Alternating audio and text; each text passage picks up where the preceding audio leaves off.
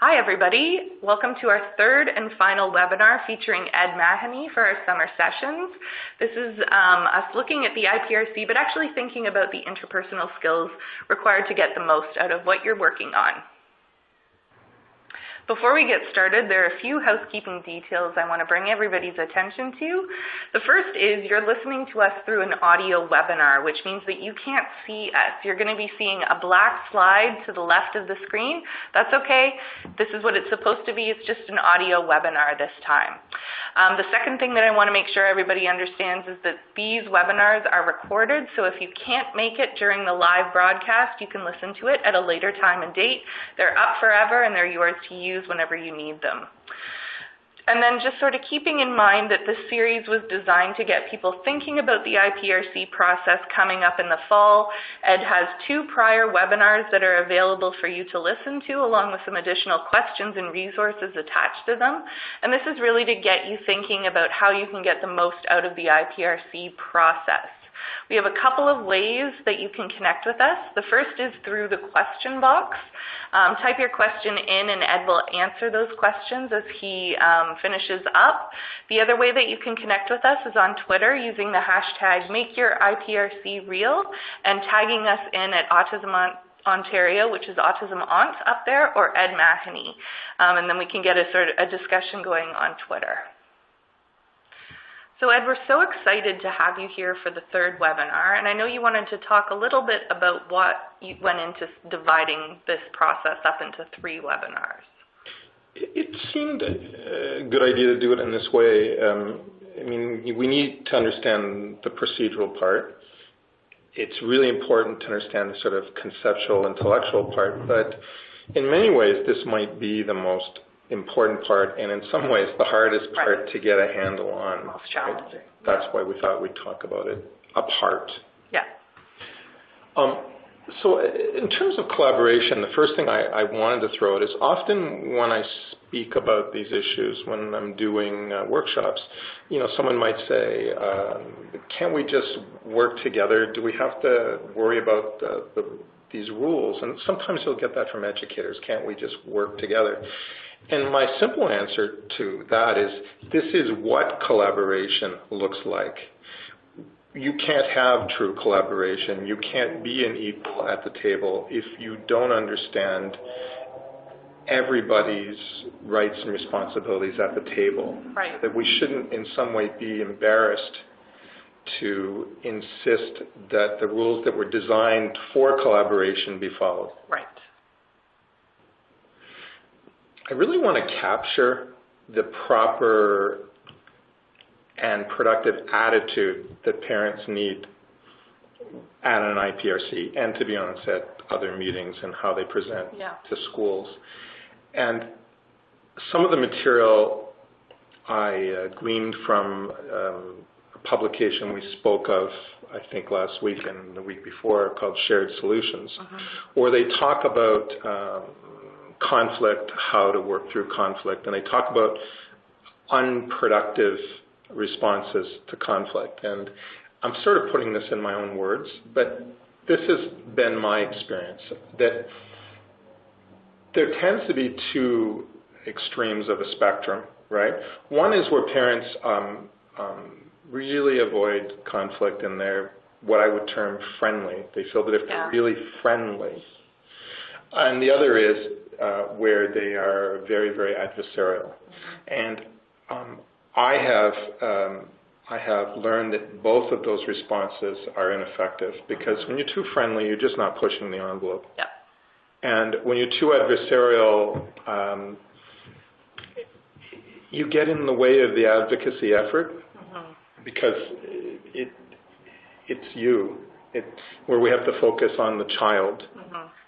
Both are ineffective, and the gift that a lot of really strong parent advocates have is walking the razor's edge between the 2 of those, and it's always shifting. Sometimes you have to be a little bit more empowered and perhaps using the word adversarial, right. And at other times maybe retreating and being a little bit less. It's very contextual, but that's the place you need to be. And we're going to be talking more about that. I think it's important not to be afraid of regulations and rules and act as if somehow that wanting those makes you sort of a technocrat or a legal eagle. Right. Rules live with us. The sign of a civilized society is its network of rules. I always think about the fact that, you drive your car, you go to work, you leave, you get in your car, you go home, and how many laws and regulations allowed that to happen, right? The laws that tell me I drive on this side of the street and you really shouldn't speed and you shouldn't cut it in front of me. Put my seatbelt on. Yeah, and seatbelt on, and but also that the car is made in a certain way and that it has to have a safety check, and that if these rules are working, we don't even notice them, right, because our society just internalizes them. But it's those rules that make things work. And when we look at societies that have a breakdown of law, and we see we have a breakdown of society, we should not be afraid of regulation. Right. I know one of the things that you always talk about, and a lot of times we hear this at Autism Ontario too, is the power imbalance for parents when they are going into meetings like this. And a lot of them really do feel like there's a disproportionate balance of power, like a David and Goliath sort of situation. But what you're saying here really is, with a good sense of the rules and regulations, that can help them to feel more empowered in this process and help them work more collaboratively with their school. I think so. I mean, if we reach back to the first webinar with Emily's mother, yeah, she could be heard. Right. Right. And sometimes these aren't even expressed that much.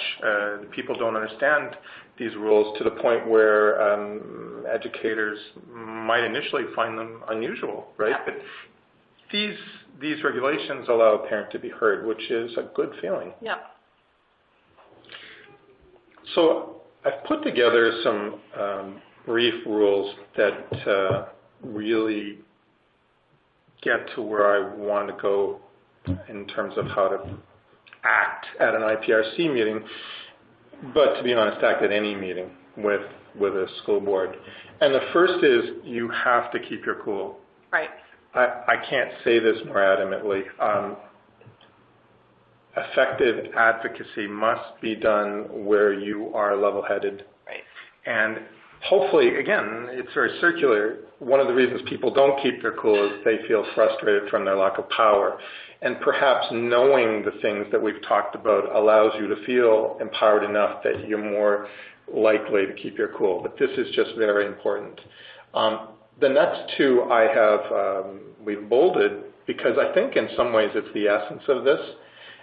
Yeah, you have to be assertive, but not aggressive. And that you've all seen people like this in media or friends, people that just keep it together but are very assertive. Right. Pick your role model. We were joking about Alicia from The Good Wife before Will passes away. Inside She's baseball. assertive and not aggressive. She's polite. Right. And she's persistent. And that's it's been my experience, and that's about 25 years of experience of watching parents and people that can be assertive but not aggressive, be very polite but persistent. That's, whatever phrase you'd like, that's threading the needle, that's being on the razor's edge. It's that place you need to be. The sweet spot. The sweet spot. Yeah. A little piece here. You need to really get a sense that sometimes you don't have to get things right at that meeting. That sometimes, depending on the situation, the people you're eventually going to have to talk to aren't even at that meeting. And that's just the way it is. And that meeting might be just a link in a chain of meetings you're going to have, that you don't have to get it right immediately. So I know that you talk about finding that sweet spot. when parents go into meetings like this, emotions can feel high. You've talked about some things here that can help around that emotional process and sort of keeping things in line. Yeah. And then we talked about a little bit in earlier webinars, and definitely in the supporting literature that you'll be able to access. But you really need to do things like you should always take notes at a meeting. Yep. You should probably consider writing a summary of the meeting afterwards. Mm-hmm. And I think I'm going to talk about that more in a few minutes. Yep. Just get a sense of the timeline of things. You should be collecting, organizing data, all your forms, assessments, information about your child. And it's good. You're sort of your child's historian or archivist, and the more thorough you are of collecting all that material, the more you're able to refer to it in future meetings. And it's just a very productive way to be at meetings. Yeah. We have our advocacy resources that are linked at the back, and in there is a set of documents that can help families walk through taking notes and recording information like that. So I don't think I'm saying something you don't all already know, but obstacles are a fact of life. And obstacles are a fact of life with meetings and with IPRCs. There will be roadblocks. Imagining your child being in school for a decade, 15 years, clearly there's going to be times where you're in a different place than other people in the meeting. So some thoughts around that would be, the first being that roadblocks aren't a bad thing. Right. That it's just a fact of life, right? People see things in different ways, right? Plan for them. And there's ways that you can minimize and respond to roadblocks. First is you really have to be sure that you've done all your homework. A lot of this homework is like watching these webinars and thinking and talking to people, but a lot would be even getting to know what's possible in your school board, what's possible in Ontario, like what would be acceptable and what would be something that is just not reachable in terms of advocacy. Mm-hmm. You have to, this is a hard one for all of us, you have to become as realistic in your objectives as regards your child as possible. Yeah. And it's always difficult because you know your child at home, the educator knows your child at school. The way you solve this, I find, is trying to get as many objective third opinions from other people you respect over a period of time, so you can see what is a possible trajectory for your child. Right. And that's really important, that it seems reasonable, that it would sound reasonable to an objective third party. When you're at a meeting, and when you're preparing for a meeting, another thought would be, and this is probably no different than how it is at work for you, really get to know the different personalities that you work with. And really, if some people support you more, and see things in your way, talk to them. Share thoughts with them, because they'll be at that meeting. They'll bolster you. Right. Another thought that I've developed over time is this idea of heads-up information. Because what is often happening when we start to advocate that things happen in a certain way based on the Education Act is various school systems perhaps have traditions and habits that have drifted away from the Education Act. Mm-hmm. And often people, when they're hired into that that board, that school, they only know what's there. And I can speak to this personally. Like, my school board does things in a certain way, right? We interpret the Education Act in a certain way. Yeah. Other school boards interpret it in another way. So often the resistance that you're initially getting, it's just that that's not their tradition, right? And so what's really helpful, so you don't have come to loggerheads with somebody, is to give them a heads up about how you see things, how you imagine the meeting going. And I think we have spoken in the first webinar about a heads-up letter that Emily's mother wrote to the school. Mm-hmm. And I was trying to get to that point, because that's just really helpful. It gets aired out before the meeting. Yep. It's not the way it should be. Theoretically, everything should be decided at a meeting, but the reality of a lot of IPRCs is a lot of the heavy lifting hopefully has been done before that meeting. That you've made connections, you've expressed your view, you kind of have a rough idea of what's going to happen at the meeting, so there's no surprises. Yeah. So that's never totally possible. And then finally, I'm really, really saying this over and over and over, but at that meeting, it is really, really important that if I was at that meeting and I was watching you, I would say that you were so positive. You had certain issues with how things are going, but you really kept it positive. You talked about the good things. You kept it forward focused, right, and didn't stay in the past, right? Because that's the hallmark of someone that's being reasonable, and that's the demeanor you want to try get known as that person. Yeah. As I look at this slide, there's a temptation where I'm imagining some people would look at this and say, "Oh, this is so,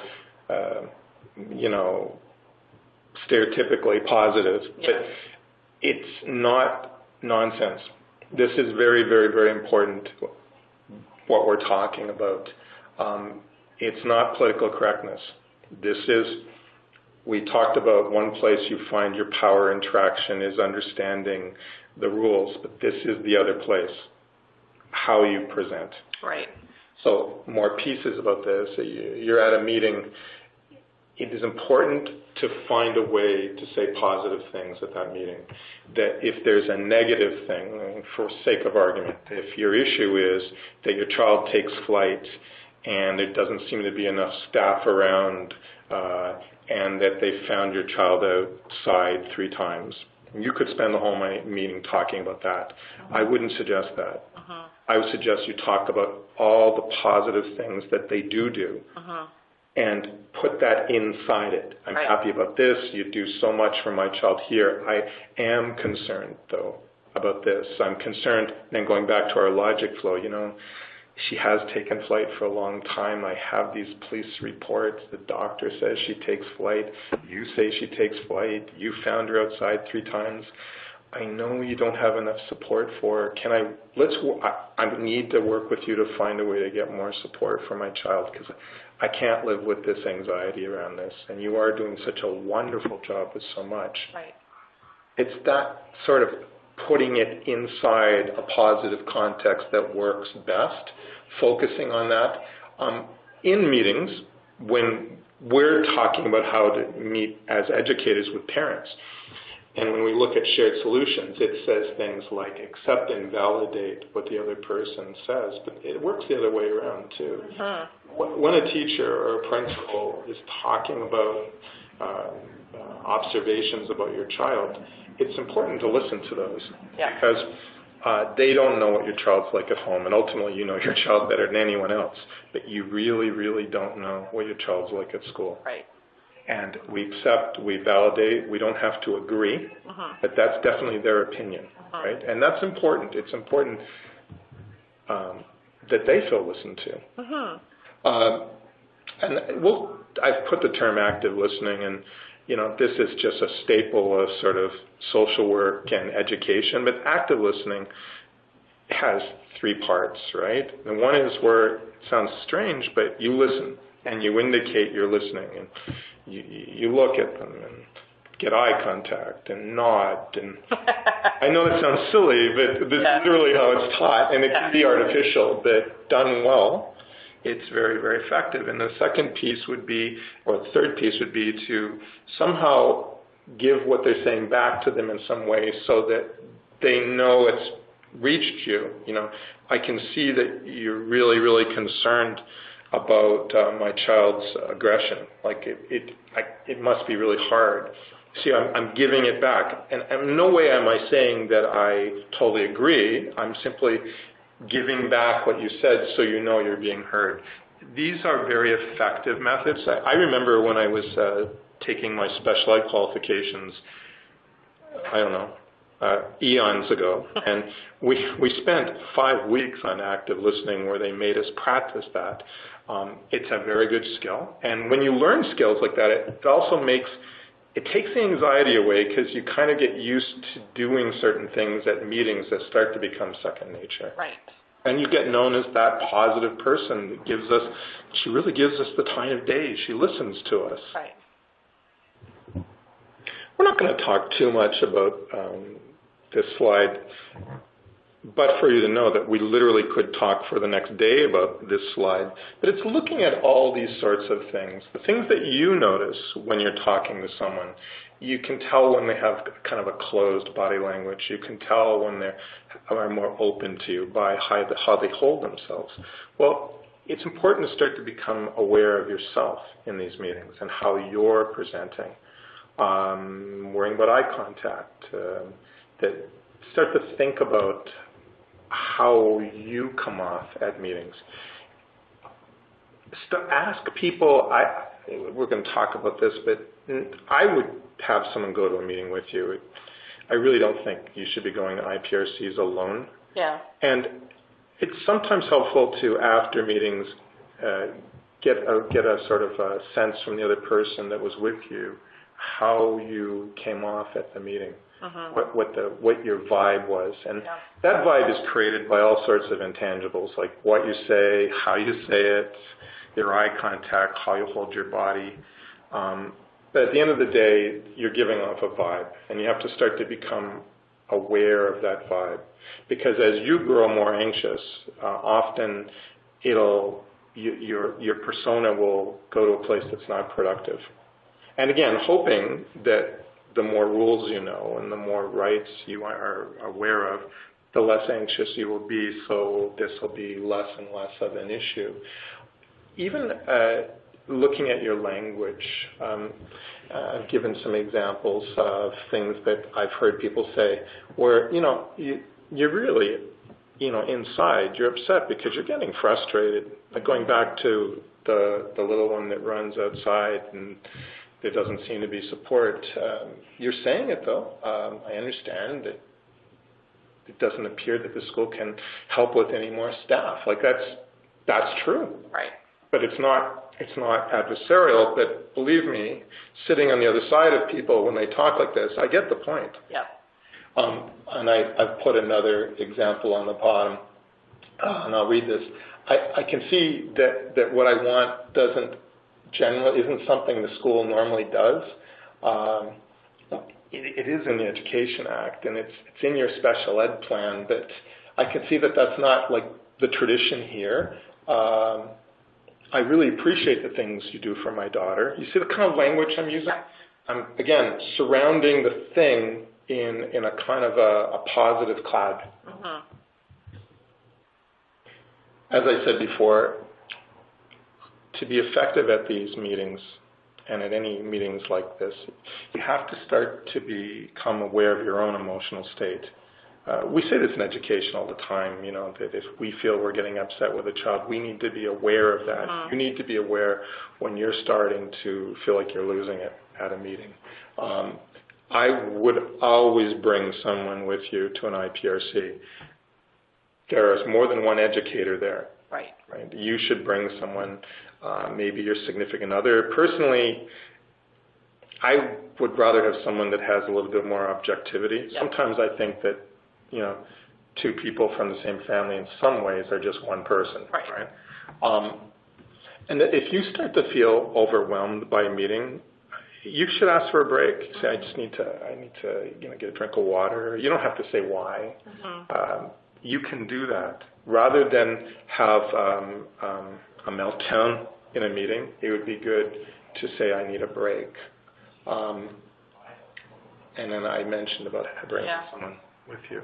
I would suggest that one of the people that's there could take notes. Sometimes you don't both need to take notes, right? That's an effective way to do it as well. Right. So Ed, this has been really helpful. We're so grateful that you were able to put these 3 webinars together to help support families through the IPRC process. Today we've focused really heavily on shared solutions, which I know is a really important document around collaboration. And it's available to all of you in the resource deck. You can just click on the link. We've also provided a link to Regulation 18198 so that you can spend some time reading that too. And then our Autism Ontario education advocacy resources, which should help guide you through a wide variety of different things to consider around the IEP process, around safety plans. Ed's got his great webinar in there around the IPRC process, and then a really handy booklet that basically maps out some different tools and tricks when you're going into these meetings. So Ed, we're so grateful that you could do this with us. Lots of thanks to you for taking this time out with all of our families to explore the IPRC process. For those of you listening, we are always interested in new topics or any sort of new themes that you'd like to explore and what we could potentially put together in terms of a new webinar with Ed or with other experts around education issues. Any type of suggestion or thought that you have, you can just pop that into the question box. You can reach Ed online at mahonyadvocacy.com, and I'm just going to throw this over to you, Ed, for a final thought in the IPRC process. And Sure. I hope this was helpful, and I want to thank Autism Ontario for allowing me to do this. At the point of being, at the risk of being repetitious, I do have to say that I think I said the exact same thing last week, but even though we talk about regulations, this shouldn't really be seen as legal advice, right, but more just sort of educational purposes. Yep. And in that rare circumstance where you need legal support, there's lots of fine professionals that know this area really well. Absolutely.